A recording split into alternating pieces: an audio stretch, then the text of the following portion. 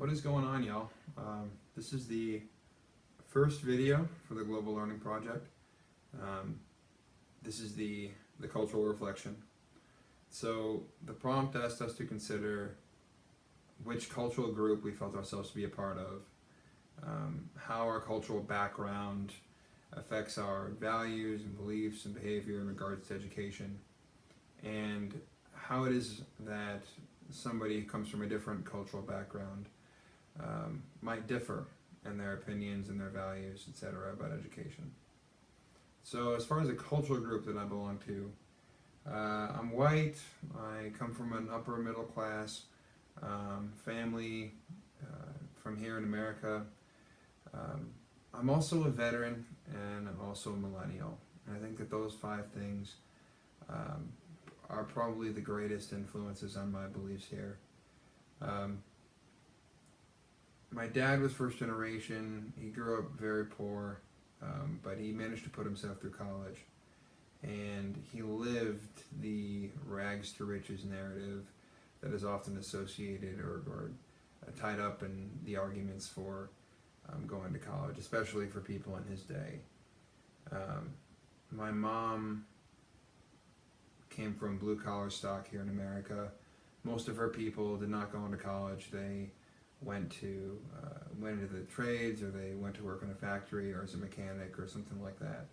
So my mom had somewhat more muted opinions about education. She finished high school but gone no further, and so the value of a college education, the experiences that my dad had as a young man of having to teach himself English, and just learn kind of on the fly how life worked in America. He had much more of a kind of learning as a lifelong process type perspective than my mom, who had attended kind of constrictive, hierarchical, parochial schools and was very happy to be done with high school.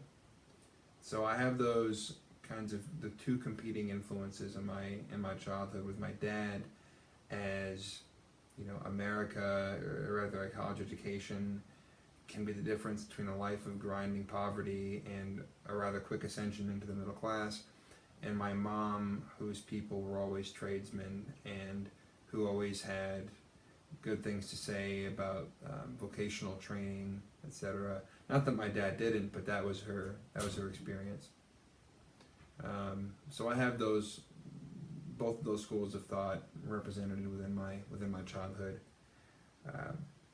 As far as being a veteran or a millennial, I'm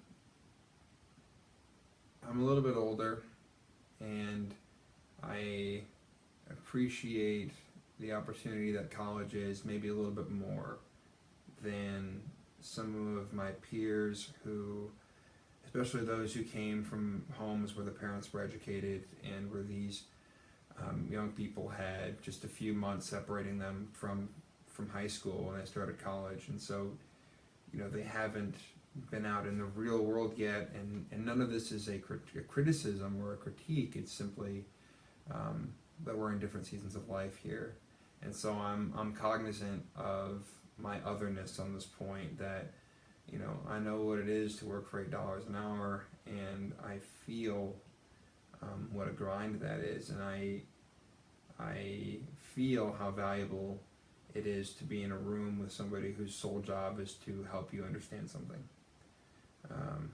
There is a kind of soft anti-intellectualism in the military, especially in the Marine Corps, especially in the infantry. And so I was kind of yearning to be back in an academically rigorous or even permissive environment for a while.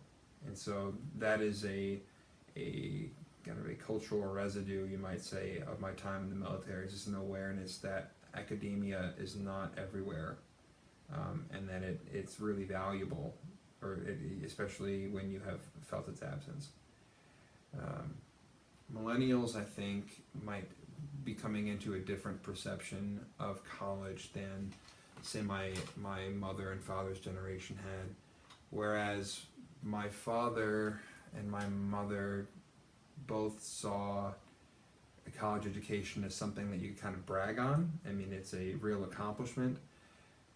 There is a sense, at least among my peers and my friends whose parents have themselves been educated, that it's almost that a bachelor's degree is like the new high school diploma, where it's just something that you have to do, a box that you have to check before real life can start. And so, I don't think that we're quite as enthusiastic about college, considering how normal it's become and considering the ubiquity of four-year degrees, or the seeming ubiquity of four-year degrees. There's also an emerging issue of debt, where because millennials and the generation immediately preceding us, so many of us are so debt burdened, that there is a perception, rightly or wrongly placed, that maybe the economic value of a college education is in question, or is not as, it's not a blowout the way that it was for people of our parents' generation. So maybe we still get ahead, but we're in for some rough times immediately after graduation with having to start paying back these loans. And it's delaying our entry into the adult economy. It's delaying our the age at which we marry. It's delaying our having children. It's to some extent hobbling our economic mobility early on. We're might say desperate to find work, especially to try to find something in our field, of which most of us will not achieve. And so, maybe our enthusiasm for college education in particular is a bit tempered. There's some hesitancy or some skepticism that our generation feels, that stands in contrast to the enthusiasm and the pride that my parents' generation felt in a college education. And again, this may not be a generational difference so much as it is how many people in your family have been college educated. Because if you're among the first, then even today, I'm sure that you feel much more pride for having gotten out of a poor, relatively uneducated community, and climbing the socioeconomic ladder, or positioning yourself to climb it.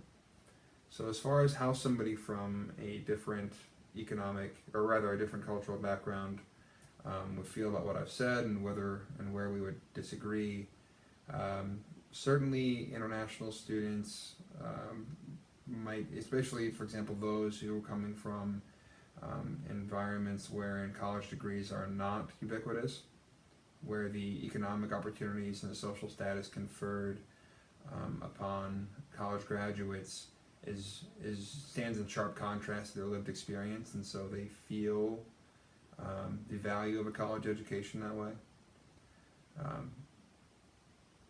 People who come from situations where money is not an object, or more likely places where school is not as expensive, they might not be so tempered in their enthusiasm for college.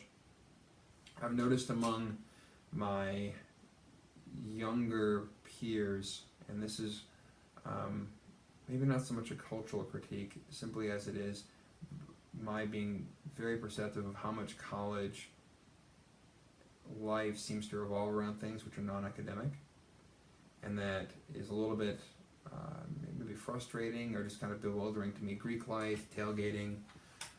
I had most of my finding myself experiences already, and so those are parts of college life that are kind of inaccessible to me. And so when people talk about the value of a college education, I expect that some of my peers might attest to the social value, or the value of self-exploration and value of being away from home. And for them, college is tied up in that. You are liberated from the economic exigencies of young adulthood, and so can explore your interests and explore friends and club activities, etc., where you may not be free to do so if you were working. So these are cultural differences. They're not all international cultural differences, but they are cultural differences nonetheless. And I think those are the first thoughts I've had on it. So coming up on 10 minutes, I'm going to cut it.